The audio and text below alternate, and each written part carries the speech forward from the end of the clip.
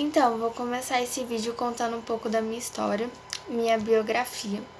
Meu nome é Jorge Leal Amado de Farias, ou mais conhecido como Jorge Amado. Nasci no dia 10 de agosto de 1912, na fazenda Auricídia, no distrito de Ferradas, município de Itabuna, sul do estado da Bahia. Sou filho de fazendeiro de cacau. Meu pai, João Amado de Farias, e minha mãe, Eulária Leal Amado. Meus pais tiveram que se mudar da região que morávamos por uma praga de varíola que atacava nossa região. Nos estabelecemos em Ilhéus, onde vivi parte de minha infância. Fiz meus estudos secundários no Colégio Antônio Vieira e no Ginásio Ipiranga, em Salvador. Neste período, comecei a trabalhar em jornais e participar da vida literária, sendo um dos fundadores da Academia dos Rebeldes. Esta academia era formada por um grupo de escritores baianos. Éramos responsáveis pela formação de um projeto literário de modernidade, contrário ao modernismo de 1922. Publiquei o meu primeiro romance em 1931, O País do Carnaval. Casei-me em 1973 com Matilde Garcia Rosa, com quem tive uma filha, Lila, que faleceu prematuramente aos 14 anos. Neste mesmo ano, publiquei minha segunda obra, Cacau. Me formei em Direito em 1935, na Faculdade Nacional de Direito do Rio de Janeiro. Durante a década que sucedeu 1941 a 1952, eu, como um militante comunista, vivi exilado na Argentina, Uruguai, Paris e Praga e União Soviética, na qual fui vigiado tanto pela CIA, tanto como pelo Serviço de Segurança dos Soviéticos. Quando voltei ao Brasil, afastei-me em 1955 da militância política. Dediquei-me então inteiramente à literatura. Fui eleito em 6 de abril de 1961 para a cadeira número 23 da Academia Brasileira de Letras, que tem como patrono José de Alencar, e por primeiro ocupante Machado de Assis. Tive uma carreira política significativa. Eu era membro da Assembleia Nacional Constituinte do Partido Comunista Brasileiro, PCB, sendo deputado federal mais votado do estado de São Paulo. Fui autor da lei que até hoje está em vigor, assegurando o direito da liberdade de culto religioso. Neste mesmo período, me casei com Zélia Catai. Meus filhos do segundo casamento são João Jorge e Paloma Jorge.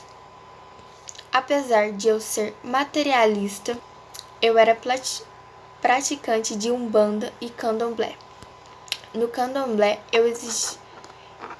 eu ocupava um lugar de honra de Obá de Xangu, do Ilhéu por Afanjá, do qual eu tinha muito orgulho. Com minha saúde já debilitada, há alguns anos vim a falecer em 6 de agosto de 2001, devido a uma parada cardiorrespiratória. Em junho deste mesmo ano, eu já tinha sido internado por uma crise de hiperglicemia. Meu corpo foi cremado e minhas cinzas enterradas em minha casa, no bairro Rio Vermelho, em Salvador. As cinzas de Zélia estão depositadas no mesmo lugar, quando faleceu em 2008. Hoje funciona no lugar a Casa do Rio Vermelho, expondo nossas lembranças como um casal de escritores. Mesmo eu tendo falecido, deixei 10.000 páginas em processo de catalogação. São algumas cartas que foram trocadas com gente do mundo inteiro. Porém, eu escrevi que somente 50 anos após a minha morte, este material poderia ser aberto ao público. Algumas importantes pessoas que correspondiam comigo foram Graciliano Ramos, Érico Veríssimo, Mário de Andrade, Carlos Drummond de Andrade, Monteiro Lobato e Gilberto Freire.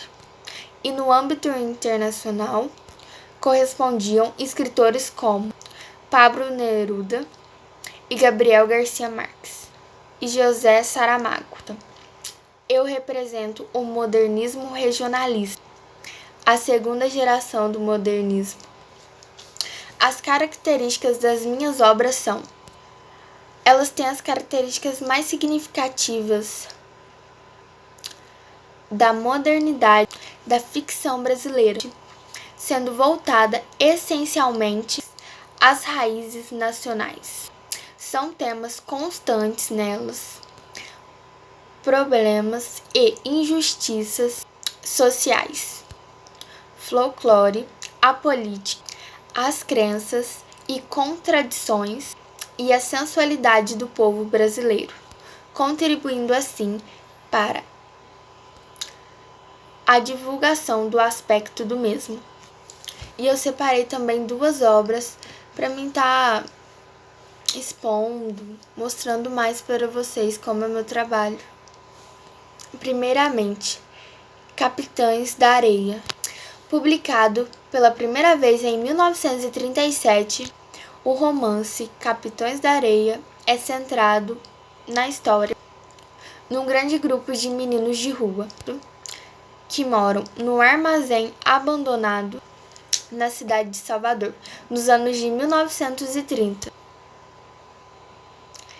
Liderados por Pedro Bala, os meninos têm entre 9 e 16 anos e praticam furtos, roubos e golpes que garantem sua sobrevivência em meio às dificuldades da miséria e o abandono. A segunda obra que eu vou estar comentando com vocês vai ser Gabriela Cravo e Canela.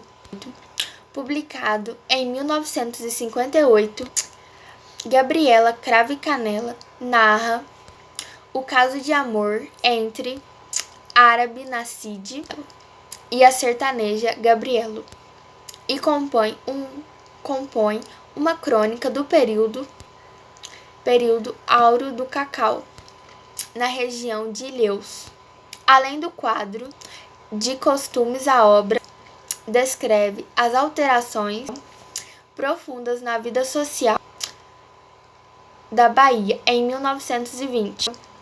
É Gabriela que personifica as transformações de uma sociedade patriarca, arcaica e autoritária, corrompida pelos sopros, renovação cultural, política e econômica. E assim que eu concluo o meu vídeo expondo um pouquinho da minha biografia, da minha história, de 2 obras que foram de suma importância para mim. E é isso, eu encerro esse vídeo agradecendo pela oportunidade de ter representado o Jorge Amado. Para mim foi muito gratificante. E é isso. Beijo. See you!